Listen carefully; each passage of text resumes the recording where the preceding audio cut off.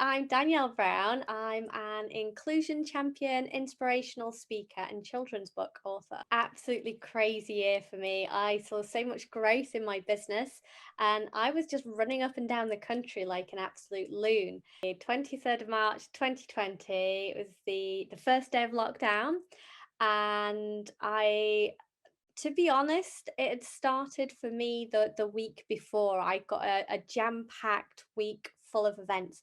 So many different emotions. I think it was a bit of a roller coaster, to be honest. You've got that whole concept of what do I do? How do I adapt? I think you sort of go into that emergency crisis mode that's all about trying to find solutions. I think that I've been very lucky because as an athlete, I developed so many different tools and techniques which really allowed me to cope with this change.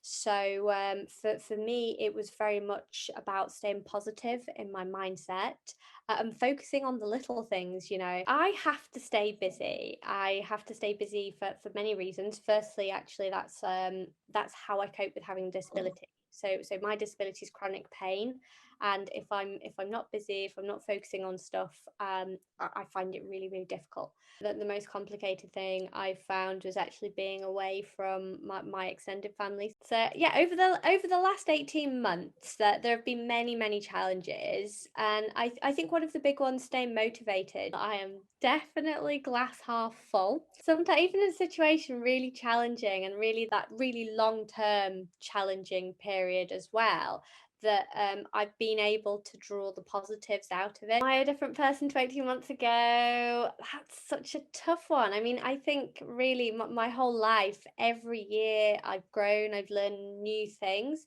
So I think I'm the same person, just with an additional skill set. Next 18 months, do you know what? I genuinely don't know what they're going to hold. I want to just sort of work with what I've got, continue to write. For me, that's my big passion.